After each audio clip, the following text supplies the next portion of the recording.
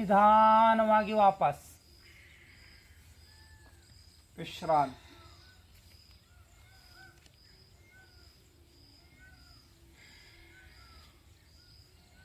Next ಸಮಸ್ಥಿತಿ, ತ್ರಿಕೋನಾಸನದ ಅಭ್ಯಾಸ. ಶ್ವಾಸ ತಗೊಳ್ರಿ, ತನ್ನಿ, ಸ್ವಲ್ಪ ಕುಪ್ಪಳಿಸಿ, ಕಾಲುಗಳನ್ನು ಪಕ್ಕಕ್ಕೆ ಸರಿಸಿ.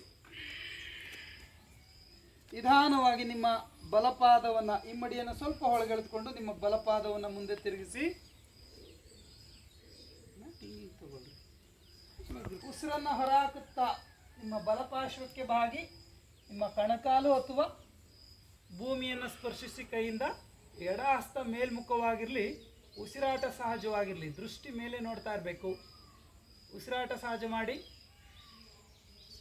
ಕೆಲವು ಕ್ಷಣ ಆಗೇರಿ. 1 2 3 4 5 6 7 8 9 10. ಉಸಿರು ತಗೊಳ್ತಾ ನಿಧಾನ ಮೇಲೆ ಬನ್ನಿ. ಬಲಗಾಲನ್ನು ಅಡ್ಡಲಾಗಿ ತಿರುಗಿಸಿ, ಎಡಗಾಲನ್ನು ಪಾದವನ್ನು ಮುಂದೆ ತಿರುಗಿಸಿ, ಮತ್ತೆ ಉಸಿರು ತುಂಬಿಸಿ. ಒಮ್ಮೆ ಉಸಿರು ತುಂಬಿಸಿ, ಎದೆಭಾಗ ವಿಸ್ತಾರಗೊಳಿಸಿ, ಮತ್ತೆ ಉಸಿರು ಬಿಡುತ್ತಾ ನಿಧಾನವಾಗಿ ಎಡಪಾರ್ಶ್ವಕ್ಕೆ ಬಾಗಿ, ಬಲಹಸ್ತ ಮೇಲ್ಮುಖ, ದೃಷ್ಟಿ ಮೇಲೆ ನೋಡ್ತಾ ಇರಲಿ, ಉಸಿರಾಟ ಸಹಜವಾಗಿರಲಿ. 1 2 3 4 5 6 7 8 9 10. ಉಸಿರು ತಗೊಳ್ತಾ ನಿಧಾನ ಮೇಲೆ ಬನ್ನಿ. ಉಸಿರು ಬಿಡುತ್ತಾ ಕಾಲುಗಳನ್ನು ಹತ್ರ ತನ್ನಿ.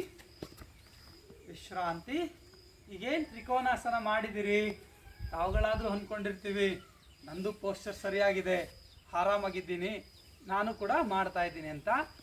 ಈಗ ನೀವು ನಿಮ್ಮ ಅನುಭವಕ್ಕೆ ಬರಬೇಕಲ್ವ. ಅದು ಬಹುತೇಕ ಕಾಮನ್ ಮಿಸ್ಟೇಕ್ ಏನು ಮಾಡ್ತೀವಿ, ಸ್ವಲ್ಪ ಓರೆಯಾಗಿ ಮುಂದೆ ಬಾಗ್ಬಿಡ್ತೀವಿ, ಪೃಷ್ಠದ ಭಾಗ ಹಿಂದೆ ಬಿಟ್ಟು ಬಿಡ್ತೀವಿ. ಆಗ ನಮಗೆ ಸೆಳೆತ ಬರೋಂಗಿಲ್ಲ. ಪೋಸ್ಚರ್ಸ್ ಹಾಗೆ ಕಾಣುತ್ತೆ, ನಾವು ಸಲೀಸಾಗಿದ್ದೀವಿ, ನಾವು ಮುಂದೆ ಬಗ್ಗಿದ್ದೀವಿ, ನೆಲ ಮುಟ್ಟಿಸ್ತಾ ಇದ್ದೀವಿ, ಆರಾಮ್ ಅಂತ ಅನಿಸುತ್ತೆ. ಆದರೆ ಆ ಪೋಸ್ಚರ್ಸಲ್ಲಿ ಸ್ವಲ್ಪ ಬದಲಾವಣೆ ಮಾಡಿಕೊಂಡ್ರೆ ನಿಮ್ಗೆ ಎಷ್ಟು ಪ್ರಯೋಜನ ಆಗುತ್ತೆ ಅನ್ನೋದನ್ನು ನಾನು ಹೇಳ್ಕೊಡ್ತೀನಿ. ಮತ್ತು ಸಮಸ್ಥಿತಿಗೆ ಬರ್ರಿ.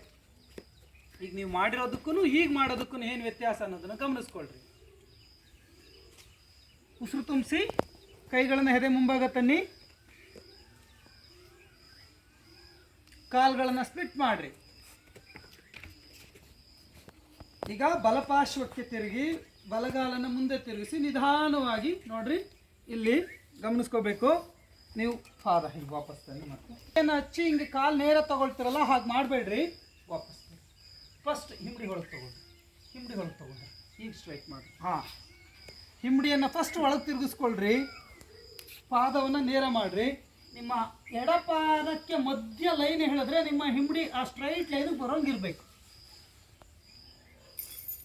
ನಿಮ್ಮ ಎಡಪಾದ ಮಧ್ಯ ಮಾಡಿಕೊಂಡು ಲೈನ್ ಹೇಳಿದ್ರೆ ಆ ಹಿಂಬಡಿ ಆ ಲೈನು ಕೂಡೋಂಗಿರ್ಬೇಕು. ನೀವು ಹಿಂಬಡಿಯನ್ನು ಹಿಂಗಿಟ್ಟು ಹಿಂಗೆ ತಿರುಗಿಸ್ಕೊಂಡ್ರೆ ಏನಾಗುತ್ತೆ, ಕ್ರಾಸ್ ಆಗುತ್ತೆ. ಹೀಗೆ ನೋಡ್ರಿ. ಉಸಿರು ತಗೊಳ್ತಾ ಎದೆ ಭಾಗ ವಿಸ್ತಾರಗೊಳಿಸಿ, ಕೈಗಳನ್ನು ಭುಜಕ್ಕೆ ಸಮಾನಾಂತರವಾಗಿ ಎತ್ತರಿಸಿ, ನಿಧಾನವಾಗಿ ಉಸಿರು ಬಿಡ್ತಾ, ಫಾರ್ವರ್ಡ್ ಬೆಂಡ್ ಆಗಬೇಡ್ರಿ, ಉಸಿರು ಬಿಡ್ತಾ ನಿಧಾನವಾಗಿ ಬಲಪಾರ್ಶ್ವಕ್ಕೆ ಬಗ್ಗಿ. ಇಲ್ಲಿ ಪೃಷ್ಠದ ಭಾಗ ಹಿಂದೆ ಹೋಗಬಾರ್ದು ನೋಡ್ರಿ.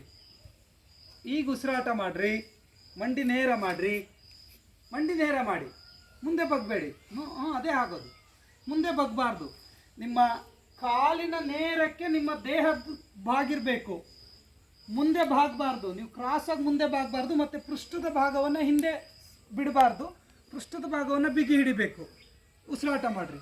ವ್ಯತ್ಯಾಸ ಗಮನಿಸ್ಕೊಳ್ಳಿ, ಮೊದಲು ಮಾಡಿದ್ದಕ್ಕೂ ಹೀಗೂ ನಿಮಗೆ ಏನು ಚೇಂಜಸ್ ಆಗಿದೆ ಅಂತ. ಉಸಿರು ತಗೊಳ್ತಾ ನಿಧಾನ ಮೇಲೆ ಬನ್ನಿ. ಬಲಗಾಲ ಅಡ್ಡ ತಿರುಗಿಸ್ಕೊಳ್ಳಿ, ಎಡಗಾಲ ಮುಂದೆ ಮಾಡಿರಿ, ಹಿಂಬಡಿ ಒಳಗೆ ಎಳ್ಕೊಳ್ಳಿ, ಹಿಂಬಡಿ ಒಳಗೆ ಎಳ್ಕೊಳ್ಳಿ, ಇನ್ನು ಸ್ವಲ್ಪ ಹಿಂಬಡಿ ಒಳಗೆ ಎಳ್ಕೋಬೇಕು ನೀವು. ಹಾಂ, ಎದೆ ಭಾಗ ವಿಸ್ತಾರ ಮಾಡಿರಿ.